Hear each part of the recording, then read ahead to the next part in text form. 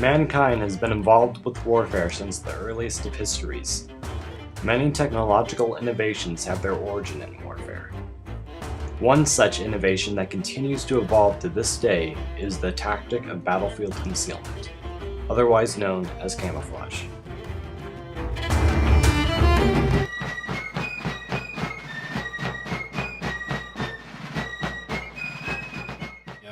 Continental European armies started off with very brightly colored uniforms because they were small armies, they were professional armies and hired, and the national governments could afford them.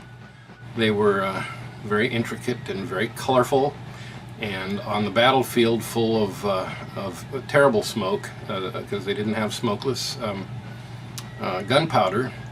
You could see the difference between the bad guy and yourself.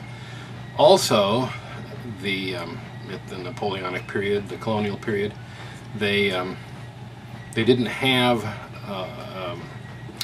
what should I say, accurate fire. They fired by mass volley fire. So having colorful uniforms, you could kind of see in which direction to fire at least.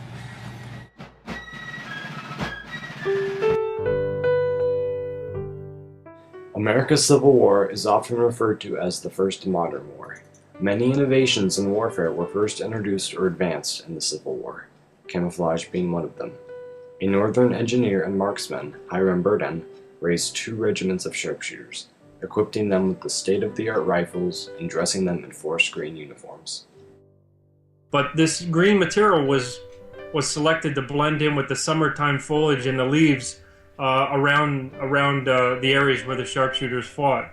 They were actually written up by some of their officers who didn't understand the concept of camouflage early in their career.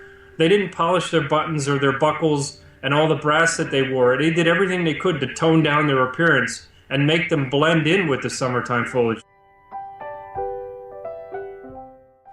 They were considered cowards and considered murderers by their own men because they didn't fight the Napoleonic tactic, shoulder to shoulder, seeing the whites of their eyes like they did during the Revolutionary War. They were hiding, and they were shooting men that didn't even know that they were being shot at.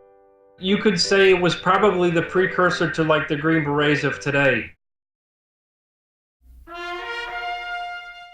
World War I was probably the end of the colorful uniforms. All the countries had mass armies, and it got way too expensive. They couldn't. With the many advancements in weapon technologies, namely the machine gun, mortar, and longer-ranged rifles, warfare no longer contained the liabilities it once had. In effect, being seen was just as important as not being seen. Despite this, many of the European factions still wore colorful uniforms into the First World War, with the notable exceptions of Britain and Germany. The Germans used a Feldgrau or field grey uniform, but this was more of a throwback to the forestry and hunting professions many of the soldiers had once taken part in. The British used a khaki uniform, but this was a relic of the old colonial campaigns in Africa and India. Nevertheless, most factions picked up on this, and by the end of the war, most uniforms were modeled after the arguably more effective British uniform. One of the reasons. They knew darn well that if they were colored red, they made a better target. By the Second World War, the Germans had pioneered the field of camouflage once again by developing and producing the splinter pattern and the oak leaf pattern. These were used mainly by the Waffen-SS and other special forces units. Although they were not the first factory-made patterns, they were the first to be issued on a large scale and see widespread use throughout a war. The randomized shapes were much better at concealing the soldiers than the olive drab green used by the Americans and the shades of khaki used by the British. It was used to great effect, giving the advantage to the Germans, at least at first. Most patterns from this point on have been inspired by what has been called the first of many. By the end of World War II, most nations had developed some form of pattern camouflage. Perhaps the most notable was the pattern issued by the United States Marine Corps. Facing the guerrilla tactics of the Japanese, the USMC needed some way of staying hidden beyond the standard OD green. In early 1943, they got their answer, the US Jungle or Duck Hunter pattern. It was widely issued as a helmet cover, but a few units were given complete uniforms.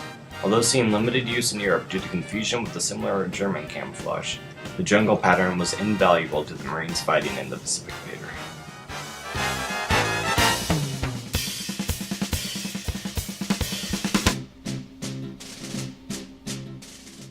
Once again facing an enemy using guerrilla tactics, the U.S. Special Forces needed some way to level the playing field. The result of this was the creation of two new patterns, the Engineering Research and Development Laboratories, or ERDL, pattern and the Tiger Stripe pattern. Both gave the Special Forces an edge in combat. The ERDL pattern served as a model for many patterns yet to come. The Tiger Stripe pattern was used so extensively that it is now viewed as a symbol of the Special Forces in the Vietnam War. America's best 100 men. In 1981, the United States issued the M81 Woodland pattern.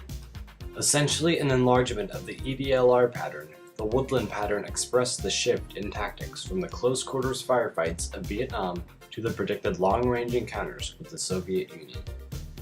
Although never used to that effect, it was issued rapidly enough to see widespread use during the invasion of Grenada, where it proved very effective. Today, the M81 Woodland pattern is, arguably, the most recognizable camouflage pattern in the world, and has spawned many look-alike patterns.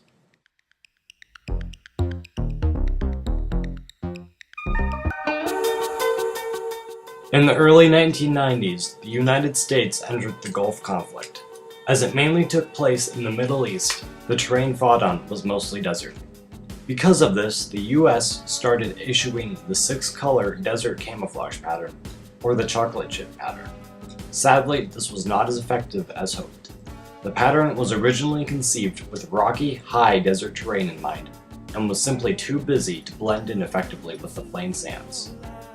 The US later phased out the chocolate chip pattern in favor of the 3-color desert pattern. Because it was simpler, it blended in better, and therefore was more effective. These uniforms were issued on an as-need basis only, and for quite a while most units had to make do with the Woodland pattern.